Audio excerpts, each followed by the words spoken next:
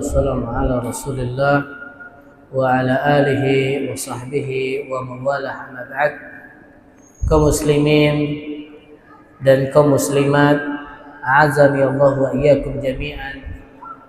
Alhamdulillah, kita bersyukur kepada Allah Subhanahu wa taala atas segala limpahan rahmat dan nikmatnya kepada kita semua, sehingga dengan nikmat-nikmat yang Allah Subhanahu wa taala berikan kepada kita, kita dapat berkumpul duduk di dalam majelis ilmu dalam rangka tafaqquh fid din, dalam rangka memahami agama yang mulia ini.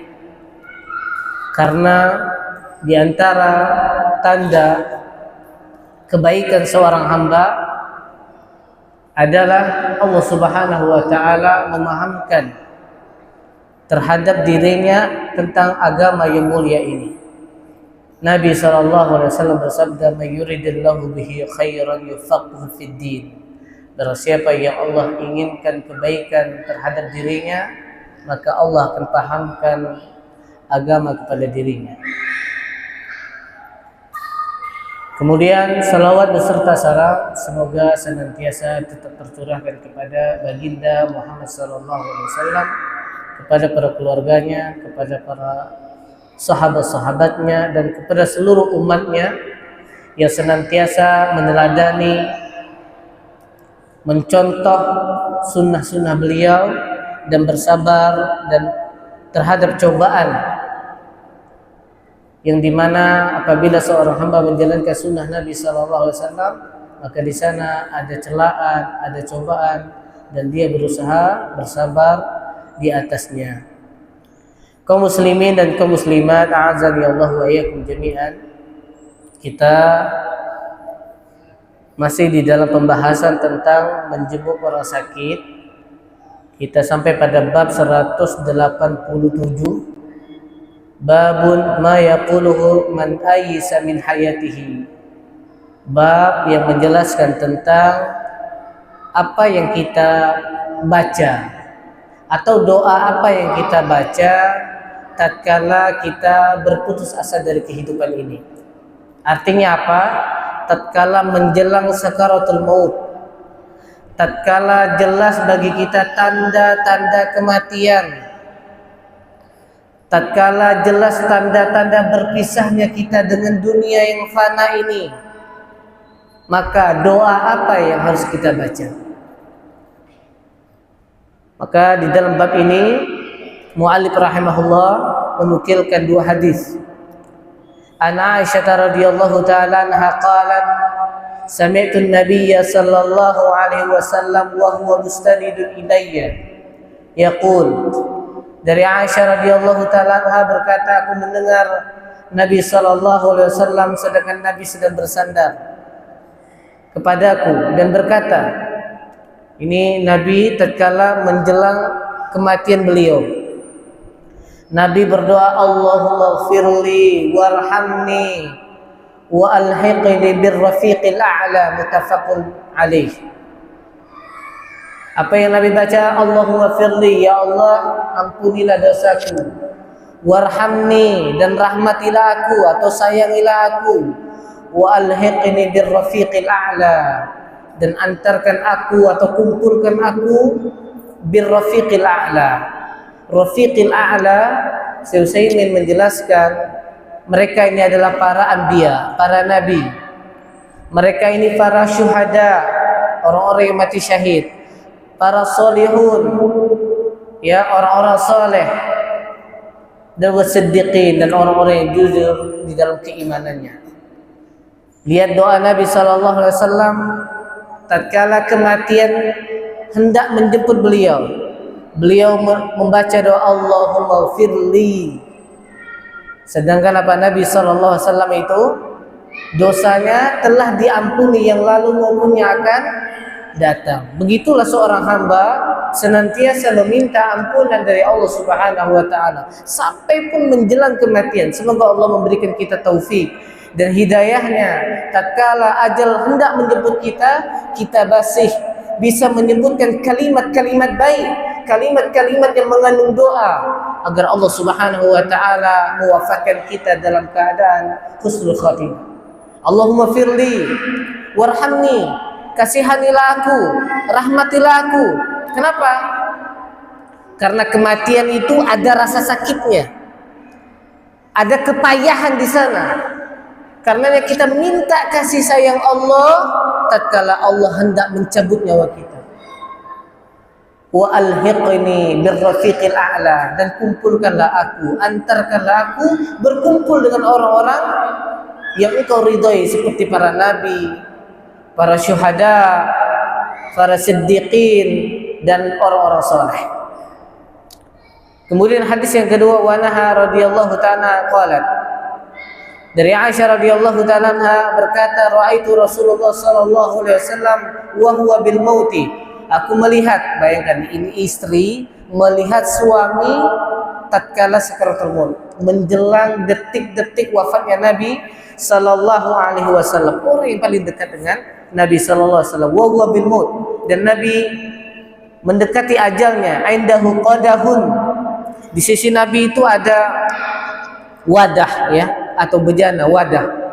Fihi ma'un, di dalam wadah itu ada air. Wa huwa yudkhilu yadahu fil qadahi, dan Nabi sallallahu alaihi wasallam memasukkan tangannya itu di dalam wadah tersebut yang berisikan air. Summa yamsahu wajahu bil ma', kemudian Nabi angkat tangannya, Nabi usap air yang melekat di tangannya tadi, yang Nabi sallallahu alaihi wasallam masukkan tangannya di wadah tadi. Summa yaqul, kemudian Nabi mengatakan, Allahumma a'inni ala ghamaratil mauti wa sakaratil maut. Ya Allah, tolonglah aku. Subhanallah jemaah. Nabi sallallahu alaihi wasallam saja minta tolong sama Allah. Allahumma a'inni ala ghamaratil maut, terhadap perihnya kematian. Perihnya kematian, atau perihnya tatkala nyawa kita hendak dicabut oleh Allah Subhanahu wa taala. Di sana ada rasa sakit dan perih. Nabi sallallahu alaihi wasallam berdoa kepada Allahumma a'inni ala ghamaratil maut atau ala sakaratil maut.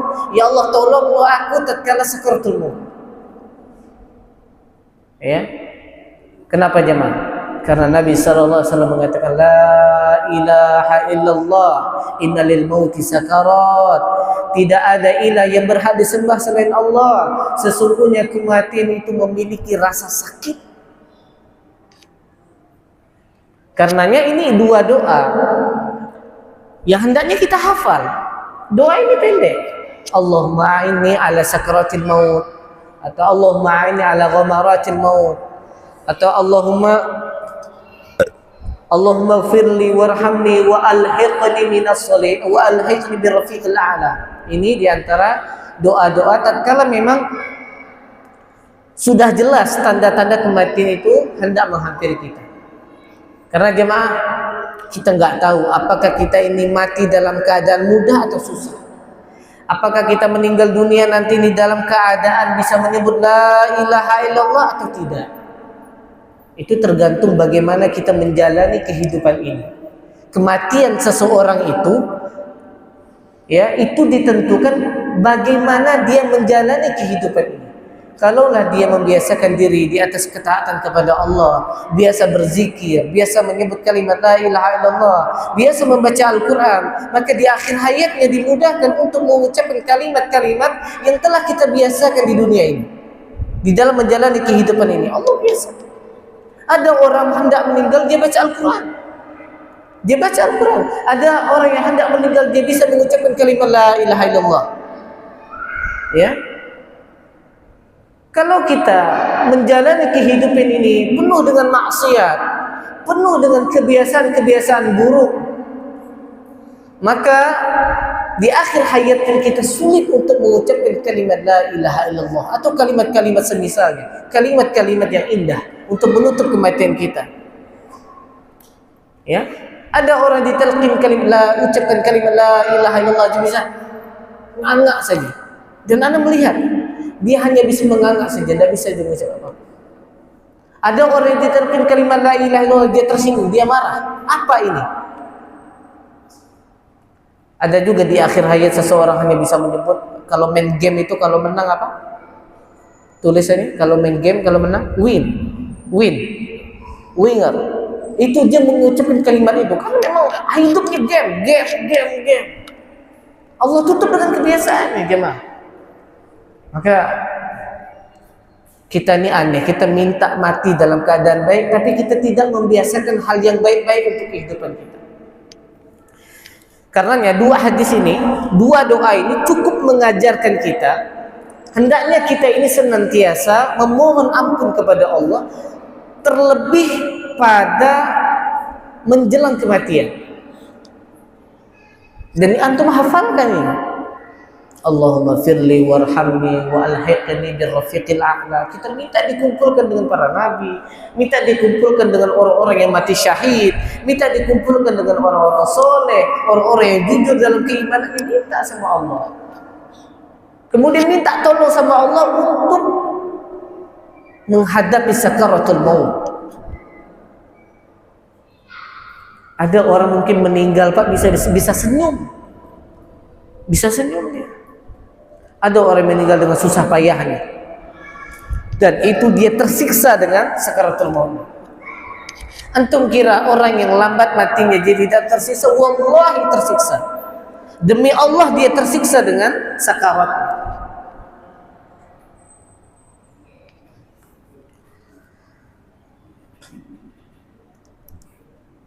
Jemaah yang dirahmati oleh Allah Subhanahu wa taala, terkadang kita ini belum lagi ajal menjemput sudah putus asa dari kehidupan. Disebutkan di sebuah kisah dalam satu hadis, ada seseorang yang kehilangan kendaraannya, yang dimana kendaraannya ini membawa apa? Makanan dan minumannya hilang.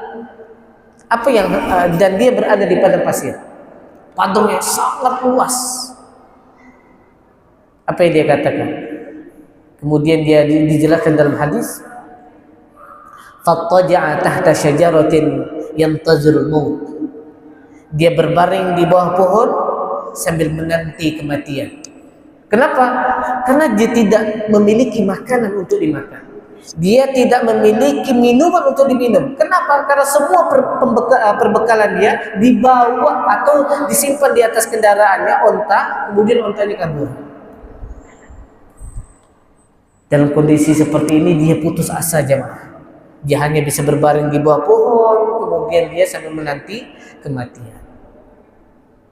Akan tetapi Allah Subhanahu wa taala mengembalikan kendaraannya. Tatkala dia melek, tatkala dia bangun, ontanya sudah terikat di pohon tadi. Saking gembiranya dia sampai mengatakan, Allahumma anta abdi wa ana rabbuka. Ya Allah, Engkau itu hambaku, aku ini Tuhanmu. Dia sampai mengatakan demikian. Saking senangnya dia, sampai terbalik kalimatnya. Allahumma anta abdi wa ana rabbuka. Ya Allah, Engkau hambaku, aku Tuhanmu. Saking senangnya dia. Ya. Dan ini diceritakan di dalam syarah ini bahwasanya ada orang-orang yang memang jauh dari ajal tapi sudah berputus asa dari kehidupannya. Banyak utang. Ya, banyak utang, pinjol. Sekarang apa? Pinjol, pinjaman online. Banyak permasalahan kehidupan dan lain sebagainya. Dia putus asa. Maksud saya begini, saya bicara orang dengan kehilangan sedikit dunia saja dia bisa putus asa dari kehidupannya. Lalu bagaimana kalau memang Allah menampakkan tanda-tanda kematian yang dia tidak mungkin hidup lagi atau bisa mengembalikan ruhnya, di situ ada keputusasaan. Apa yang hendak dibaca seorang muslim dalam keadaan begini? Bacalah Allahumma firli warhamni wa alhiqni birrafiqil a'la, atau Allahumma ini ala sakaratil maut, ya, atau Allahumma ini ala ghamaratil maut, ya. Bisa doa-doa yang sebisa. Jamaah yang dirahmati oleh Allah Subhanahu wa taala. Dan kegembiraan orang yang tadi kehilangan makan dan minumnya beserta kendaraannya, ketahuilah Allah jauh lebih bahagia, jauh lebih senang tatkala engkau bertobat kepada Allah. Lillahi asyaddu farhan bi taubati 'abdihi min ahadikum bi rahalatihi hina adallaha. Allah itu lebih senang, lebih bahagia dengan taubatnya seorang hamba, ya, melebihi dari kebahagiaan seorang di antara kalian yang kehilangan kendaraannya, yang dimana di atas kendaraannya itu ada makanan, ada minuman untuk dia bertahan hidup. Oke jemaah, kalau kita senantiasa bertobat kepada Allah, tatkala kita terjatuh dalam satu dosa kita bertobat, jatuh dalam dosa kita bertobat, semoga Allah menganugerahkan kepada lisan kita untuk bertobat di akhir hayat kita. Kalau lisan kita senantiasa berzikir, Allahu subhanallah walhamdulillah wala ilaha illallah, di motor, di kendaraan atau dimanapun, semoga Allah membiasakan lisan ini untuk mengucapkan kalimat-kalimat semisal tatkala kita tatkala ajal menjemput kita. Allahumma amin.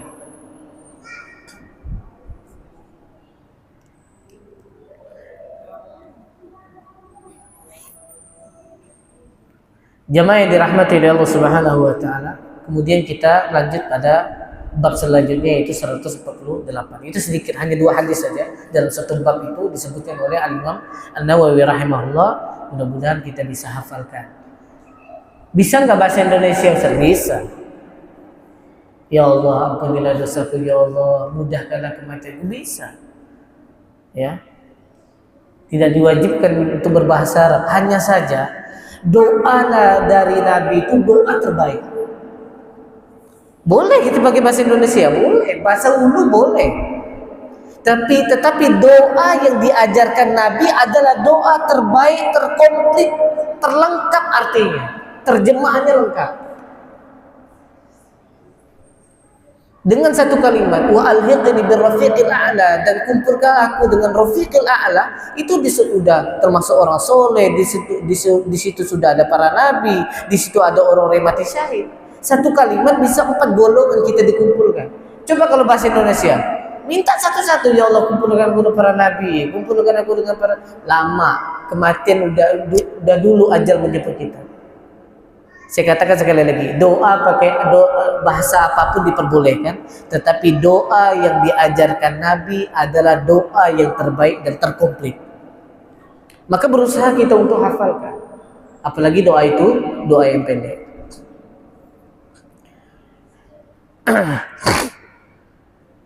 Kemudian bab selanjutnya, bab istihbabi wasiyati ahli al-maghib wa man yakhdamuhu bil ihsani ilaihi wa ihtimalihi wa sabri ala ma yashuqqu min amrihi. Kemudian tatkala kita menjenguk orang sakit, karena menjenguk orang sakit ini Pak disunnahkan, dianjurkan oleh Nabi sallallahu alaihi wasallam. Maka apa yang bisa kita lakukan? Berwasiat kepada keluarga orang yang sakit atau siapa yang merawat orang sakit ini. Wasiat kita adalah hendaknya kita berbuat baik kepada orang yang sakit. Karena merawat orang sakit, terlebih yang sakit ini adalah sakit menahun, sakit yang berat, sakit yang parah, atau sakit orang tua kita yang sudah renta, yang mohon maaf BAB-nya aja di tempat, buang air kecilnya di tempat, itu membutuhkan kesabaran. Makanya kita kalau menjenguk saudara kita sakit, apa wasiat atau apa nasihat yang hendak kita sampaikan kepada keluarga atau kepada orang yang merawat orang sakit, ya kita harus bilang, antum harus berbuat baik kepada orang yang sakit. Kenapa? Karena di dalam merawat orang sakit itu terdapat pahala yang besar yang Allah siapkan kepada kita. Apalagi dia orang tua kita, apalagi dia karib kerabat kita, dapat pahala menyambung tali silaturahmi, dapat pahala menjenguk orang sakit, dapat pahala merawat orang sakit, banyak pahalanya. Tetapi ada adab-adabnya, dan menahan diri, bersabar terhadap perkara yang sukar. Ya, kenapa? Karena memang merawat orang sakit tidak mudah, jemaah. Banyak kedurhakaan kita kepada orang tua tatkala kita merawat orang tua kita sakit. Apalagi ya udah tua ya, kita bilang A, dia mau B, kita suruh minum obat, dia tidak mau minum obat, malah tangan kita ditepisnya. Kadang-kadang kita nggak sabar, kita maki orang tua kita, nih lama nih, kita udah coba ngerawat malah tidak bersyukur. Udahlah, minumlah obatmu sendiri, mati-matilah kau di tempat. Ya, subhanallah, kedurhakaan kita malah di penghujung umur orang tua kita, karena kita nggak sabar. Antum nggak tahu waktu antum kecil, waktu antum demam, disuruh minum obat, antum tolak tangan mama antum. Memang kita nggak ingat masa kecil kita. Begitulah kita harus sabar di dalam merawat orang tua kita yang lagi sakit. Karena ini bab sakit, merawat orang tua kita yang lagi sakit, atau kerabat kita, istri kita, suami kita, anak kita, dan lain sebagainya. Maka nasihat kita kepada mereka tatkala kita menjenguk, maka bersabar ya, dan berbuat baik kepada orang yang lagi sakit.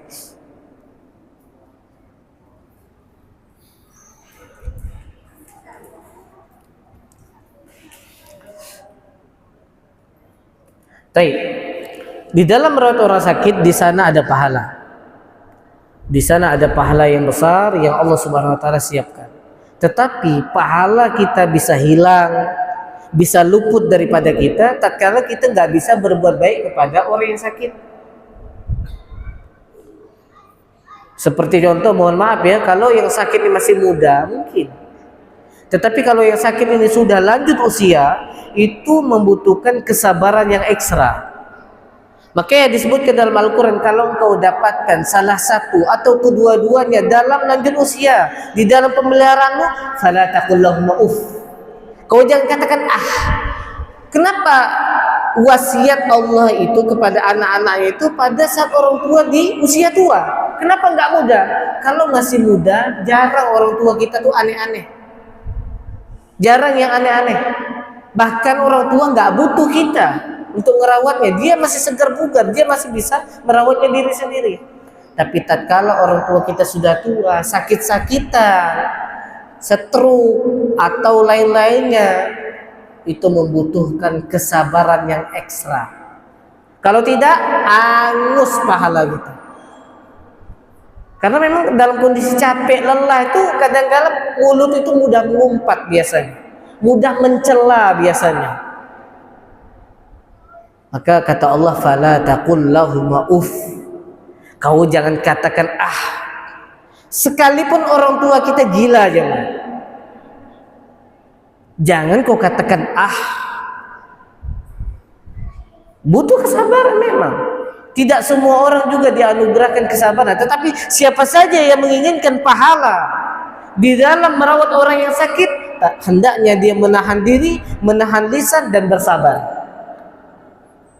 Kalau tidak, pemeliharaan engkau terhadapnya tidak membuahkan apa-apa, bahkan dosa. Kalau itu orang tua, bahkan itulah neraka bagi engkau, karena engkau durhaka di usia lanjutnya. Kalau dia karib kerabat mungkin saja kita tidak termasuk ancaman, tetapi kalau orang tua kita sudah tua, renta, berada di usia lanjut, kita durhaka pula, sedangkan itulah pintu surga kita yang paling tengah sebenarnya, tetapi karena engkau tidak bisa berbakti, dia menjadi pintu neraka engkau.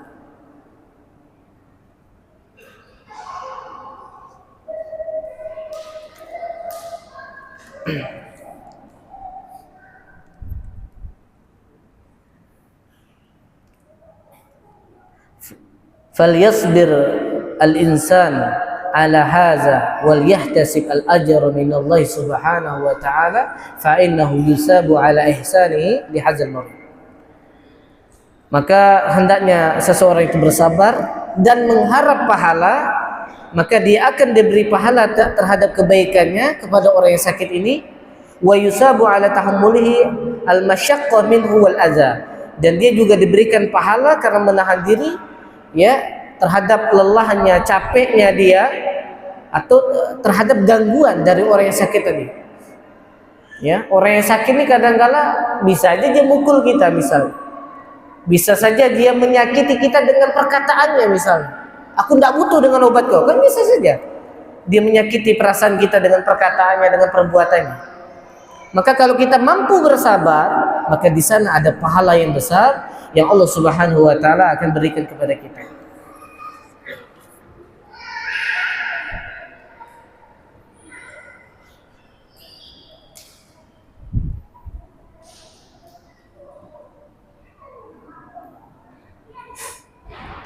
Kemudian bab yang selanjutnya 149.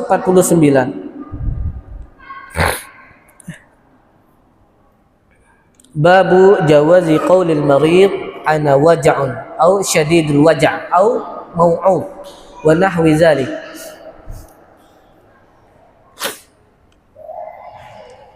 Bab ini menjelaskan tentang bolehnya orang yang sakit itu berkata, "Ana nih sakit," atau "Ana nih lagi sakit keras," atau "Ana nih lagi demam, lagi pusing, lagi tidak enak badan," atau yang semisalnya. Maka ini diperbolehkan dan ini tidak termasuk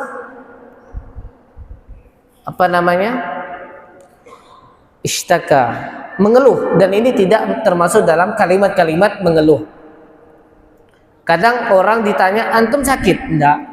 Dia tidak mau bilang sakit, takutnya mengeluh. Enggak, boleh kita dalam rangka babul ikhbar, mengabarkan kalau kita lagi sakit boleh. Yang tidak diperbolehkan adalah ala sabili tasakhut wa izharil jaza', ya, dalam rangka murka terhadap penyakit atau musibah yang Allah timpakan kepada diri kita, wal jaza', keluh kesah. Ini yang tidak boleh. Tetapi kalau khobar saja, mengabarkan saja, maka boleh. Dan ini tidak termasuk mengeluh. Ya, disebutkan di dalam bab ini beberapa hadis. Ali bin Mas'ud radhiyallahu taala qala dakhaltu 'ala Nabi sallallahu alaihi wasallam wa huwa yu'aku famasistuhu faqultu innaka la tu'aku wa'kan syadida. Faqala ajal inni u'aku kama yu'aku rajulan minkum muttafaqun alaih. Dari Abdullah bin Mas'ud radhiyallahu taala anhu berkata, aku masuk atau aku menjenguk Nabi sallallahu alaihi wasallam wa huwa yu'aku, dan Nabi itu sedang sakit atau sedang demam. Famasistuhu, kemudian aku sentuh kulit Nabi sallallahu alaihi wasallam. Fakultu, maka aku mengatakan, innaka latu aku wa'kan syadidan. Wahai Nabi, sesungguhnya engkau ini lagi demam tinggi atau lagi sakit keras. Faqala ajal, maka Nabi mengatakan, iya, aku ini lagi demam tinggi. Maka melalui hadis ini menjelaskan bahwasanya boleh kalau kita itu mengabarkan kepada saudara kita itu kalau kita lagi sakit. Entah itu sakit perut, entah itu sakit kaki, entah itu cedera, boleh-boleh saja, dan itu tidak termasuk bab mengeluh. Ya. Tetapi ingat, di dalam mengabarkan kalau kita sakit itu ada dua maksud di situ, dan Allah tahu. Bisa jadi kita benar-benar mengabarkan, bisa jadi kita minta dikasihani, berkeluh kesah atau yang lain sebagainya. Ya, Allah tahu niat kita. Tetapi selama niat kita itu hanya ingin mengabarkan bahwasanya diri kita lagi sakit, maka itu tidak termasuk mengeluh, dan itu diperbolehkan berdasarkan hadis-hadis yang akan kita baca di bawah ini. Inni u'aku kama yu'aku rajulan minkum. Subhanallah. Sesungguhnya aku ini lagi sakit seperti dua orang yang lagi sakit. Maksudnya apa? Dua orang lagi sakit itu dirasakan sendiri oleh Nabi sallallahu alaihi wasallam. Begitu besarnya ujian yang diterima oleh Nabi sallallahu alaihi wasallam. Dua orang sakit itu diderita oleh seorang diri, yaitu Nabi sallallahu alaihi wasallam. Sakit dua orang itu sama dengan sakit satu orang. Siapa yang bisa menerima derita tersebut? Yaitu hanya Nabi sallallahu alaihi wasallam. Anak-anaknya jangan lari-lari, coba didudukan biar tidak mengganggu yang lain. Baik. Kemudian hadis yang selanjutnya, an Sa'd bin Abi Waqqas radhiyallahu taala anhu qala ja'ani Rasulullah sallallahu alaihi wasallam ya'uduni min waja'in ishtadda bi faqultu balagha bi ma tara wa ana zumalin wa la yarisuni illa ibnati. Muttafaqun alaih. Hadis ini panjang ya, tapi dipotong oleh muallif rahimahullah. Dari Sa'ad bin Abi Waqqas berkata, Nabi SAW datang menjengukku min waja'in, karena aku lagi sakit, ishtadda bi, sakit yang parah. Fakultu, maka aku berkata kepada Nabi SAW, balagha bi, keadaan aku ini semakin parah. Ma taro, sebagaimana engkau lihat wahai Nabi. Wa ana zumal, aku ini punya harta yang banyak. Wala yarisuni illa ibnati, dan tidak ada yang mewarisi dariku kecuali anakku, anak perempuanku satu-satunya. Dari keturunannya hanya ada satu anak perempuan yang mewarisi dari Sa'ad bin Abi Waqqas. Apa faedah dari hadis ini? Yaitu Sa'ad mengatakan ishtadda bi, sakit aku parah. Apakah maksud Sa'ad bin Abi Waqqas ini untuk berkeluh kesah kepada Nabi? Bukan, tetapi hanya untuk mengabarkan bahwasanya Sa'ad bin Abi Waqqas ini lagi menderita sakit berat dan beliau mengkhawatirkan hartanya. Aku ini hanya banyak harta, tapi aku nggak punya ahli waris kecuali anak aku perempuan satu orang saja. Kemudian hadis yang selanjutnya, Anil Qasim ibni Muhammad qala Aisyah radhiyallahu taala anha wa ra'sah, faqala Nabi sallallahu alaihi wasallam bal ana wa ra'sah wa zakarul hadis. Hadis ini juga panjang tapi dipotong. Diceritakan dari Al Qasim bin Muhammad berkata Aisyah radhiyallahu taala anhu wa ra'sah. Kalau bahasa kita, aduh kepalaku sakit. Maka Nabi juga mengatakan bal ana wa ra'sah, aku juga sama lagi sakit. Nah, di sini kita bisa menyimpulkan bahwasanya dalam rangka mengabarkan bahwasanya diri kita sakit itu bukan termasuk bab keluhan, dan kalimat-kalimat seperti ini diperbolehkan. Kita menyebutkan sakit apapun dalam rangka mengabarkan, maka itu diperbolehkan. Ya. Yang tidak diperbolehkan dalam rangka berkeluh kesah. Ya, dalam rangka murka. Aku nih demam dah berhari-hari. Padahal aku nih sholat lah terus. Kenapa Allah nih tidak menyembuhkan penyakit aku? Nah, ini termasuk apa? Murka terhadap musibah yang Allah berikan kepada dirinya. Atau berkeluh kesah, memang berkeluh kesah. Tidak boleh. Terhadap musibah yang Allah Subhanahu wa taala berikan kepada kita, kita harus sabar. Ya, kita harus sabar sambil minta pertolongan kepada Allah, sambil berikhtiar berobat dengan hal-hal yang diperbolehkan.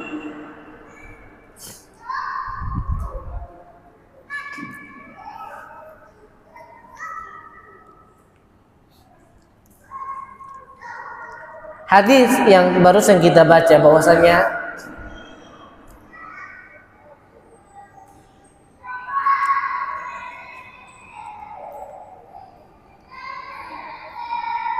kemudian mu'allif rahimahullah menyebutkan di sini annahu yajuzu ayyukhbira amma fihi minal marad wa shiddatihi bi syartin ay yakuna zalika ikhbaran la syakwa.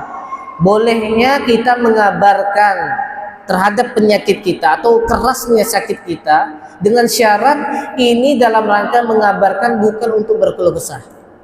Ya, bukan dalam rangka berkeluh kesah. Atau menampakkan murkanya kita terhadap musibah yang Allah berikan kepada kita. Nah, ini juga tidak diperbolehkan. Kemudian hadis ini yang kita baca tadi, inni u'aku kama yu'aku rajulan, sesungguhnya aku disakit seperti sakitnya dua orang. Bayangkan jamaah, ya, dua orang sakit diderita oleh satu orang, yaitu Nabi SAW. Begitu beratnya ujian yang Allah Subhanahu wa taala berikan kepada Nabi kita yang mulia Nabi Muhammad sallallahu alaihi wasallam. Makanya sangat benar apa yang disabdakan oleh Nabi sallallahu alaihi wasallam, "Ya Rasulullah, ayun nasi asyaddu bala'an." Wahai Rasulullah, siapa manusia yang paling berat cobaannya? Maka Nabi mengatakan al-anbiya, para nabi. Para nabi itu orang yang paling berat ujiannya. Ya, Summal amsal fal amsal. Kemudian yang semisal dan yang semisal. Fayubtala ar-rajulu ala hasabi dinihi. Maka seseorang itu akan diuji sesuai dengan keadaan keimanannya atau sesuai dengan kadar keimanannya. Fa in kana dinuhu sulba ishtadda bala'uhu. Kalau agamanya kuat, maka makin kuat juga ujiannya. Wa in kana fi dinihi riqqatun ubtuliya ala hasabi dini. Kalau agamanya lemah, maka dia akan diuji sesuai dengan kadar keimanannya.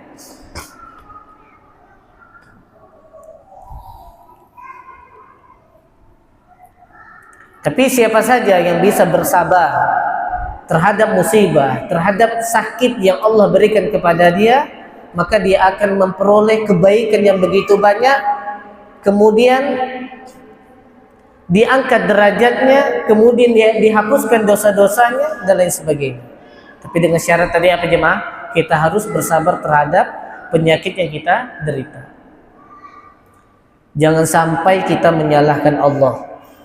Ini memang sudah puncaknya, kita udah tidak sabar lagi dengan penyakit yang Allah berikan kepada kita. Baru kita mengungkit, ya Allah, aku sudah sholat malam terus, aku ini sudah ngaji, aku sering sedekah, tapi kenapa aku sakit-sakitan? Mana keadilanmu ya Allah? Subhanallah. Atau ketika anaknya meninggal, ketika suami, istrinya meninggal, kemudian dia menyalahkan Allah Subhanahu wa ta'ala, ini tidak diperbolehkan.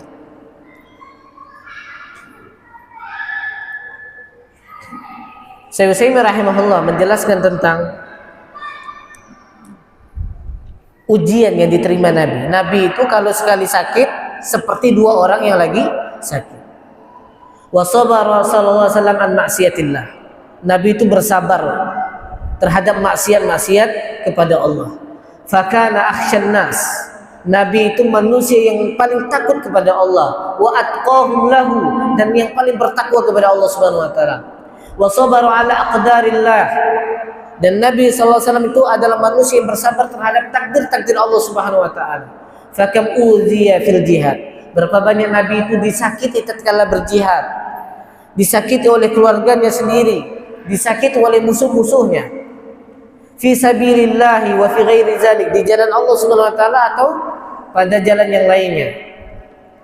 Wa kam hasala lahu min amradin wa huwa sabirun muhtasibun. Berapa banyak juga Nabi SAW diuji dengan penyakit dan Nabi bersabar sambil mengharapkan pahala di sisi Allah Subhanahu wa taala. Liyanala bizalika darajatas sabirin, agar Nabi SAW bisa mencapai derajat orang-orang yang sabar. Makanya jemaah, kalau kita ini hidup kita ini lempeng-lempeng, lurus-lurus aja, nggak pernah diuji sama Allah, mungkin kadar keimanan kita itu lemah. Tapi kok kita ini semakin ingin memperbaiki diri, kok ekonomi kita diganggu, kok bisnis kita diganggu, kok yang lain-lainnya diganggu. Ya memang Allah ingin menguji kita. Antum kira untuk mengikuti ujian Allah itu gampang? Dah. Allah uji dengan berbagai macam cara yang Allah telah sediakan, dan Allah tahu kemampuan antum untuk melewati ujian tersebut. Nabi SAW itu melewati segala rintangan, segala ujian, segala cobaan yang Allah berikan kepada dia.